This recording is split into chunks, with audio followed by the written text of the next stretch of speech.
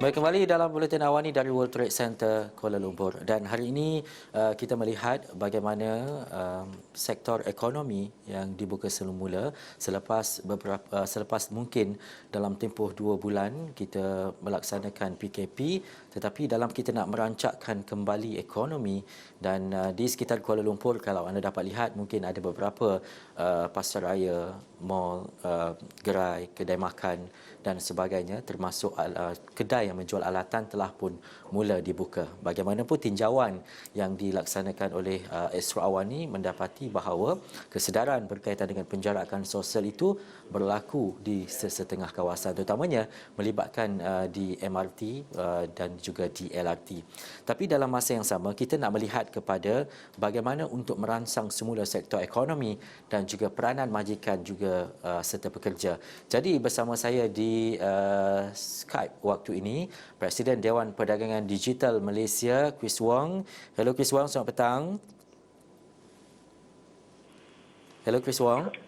Ya, selamat petang. Selamat petang. Okey, kita nak melihat hampir semua sektor ekonomi diberi kebenaran untuk beroperasi bermula hari ini 4 Mei. Pada pandangan Chris, bagaimana industri dan syarikat-syarikat khususnya PKS dalam untuk diberi kebenaran ini untuk beroperasi dan dapat menyesuaikan dalam normal baharu ataupun new normal ini, Chris?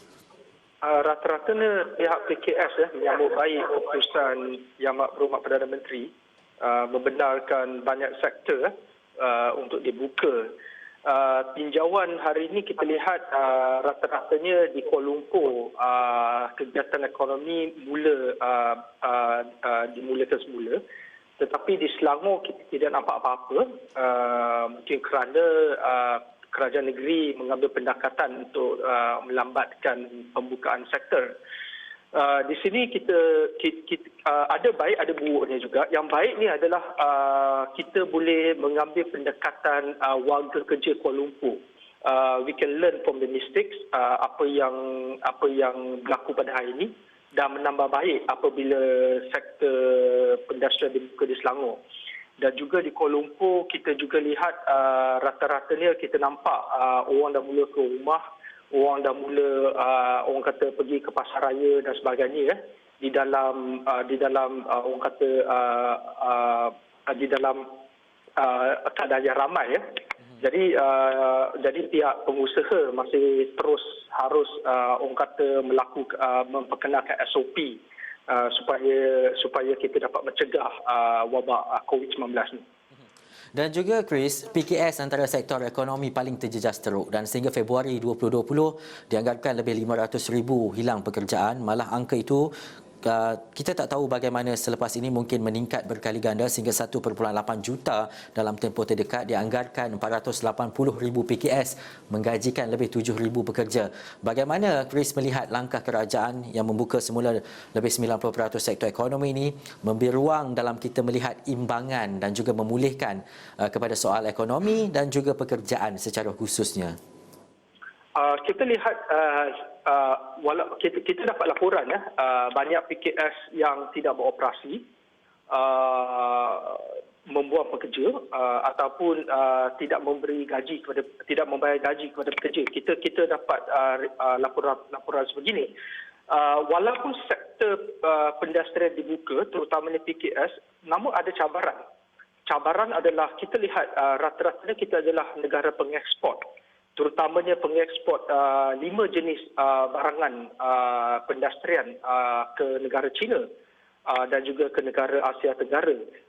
Contoh benda yang kita ekspor adalah seperti getah, kelapa sawit, barangan pendastrian elektronik, barangan yang berkaitan petroleum seperti minyak hitam dan juga bahan-bahan proses kimia. Apabila kita nampak negara seperti di China ataupun di Asia Tenggara tidak ada permintaan ekspor, walaupun PKS ni orang kata dah buka, tapi tiada kerja sebenarnya untuk dilakukan sebab tiada order. Apabila keadaan ini berlaku, saya rasa amat parah kepada para PKS kerana walaupun kilang mereka dibuka, walaupun pendastrian dibuka tetapi tiada job, tiada kerja. apabila keadaan sebegini berlaku, kita nampak tiada duit daripada, orang kata, kita ibaratkan piramid. Bila kita tengok piramid, pada atas piramid tu, apabila tiada aliran tunai, sampailah ke bawah pun tiada aliran tunai. Contoh seperti pasar raya ataupun kedai makan. Apabila di atas piramid itu tiada aliran tunai, maka di bawah juga tiada aliran tunai. Itu yang kita khawatir. Kita tidak khawatir sama ada pedestrian boleh dibuka atau tidak. Lambat laun pedestrian harus dibuka, tetapi pasaran dunia yang tengah merundum akan mengakibatkan para SME lebih parah daripada sekarang.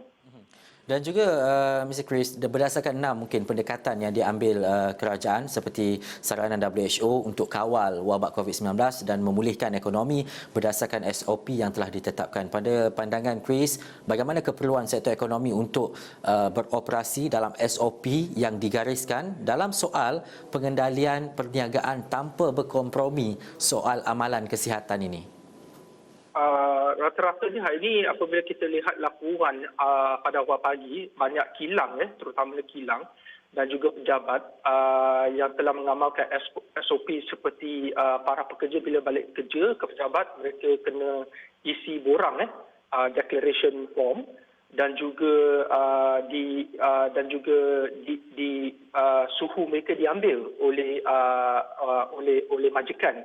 Dan ini direkodkan. Saya juga lihat yang diwawarkan di WhatsApp, video-video, terdapat kilang yang mengamalkan penjarakan dan juga SOP semasa mereka makan di kantin masing-masing. Jadi ini amat bagus.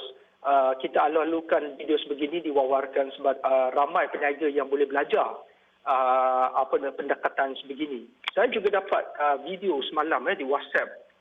Ada beberapa kedai di Bangsa di mana tidak mengamalkan SOP penjarakan. Benda ni amat buruk. Mungkin kedai-kedai sebegini, kedai-kedai makan ataupun gerai-gerai sebegini boleh orang kata bungkus langsung, di mana tiada menu diberikan.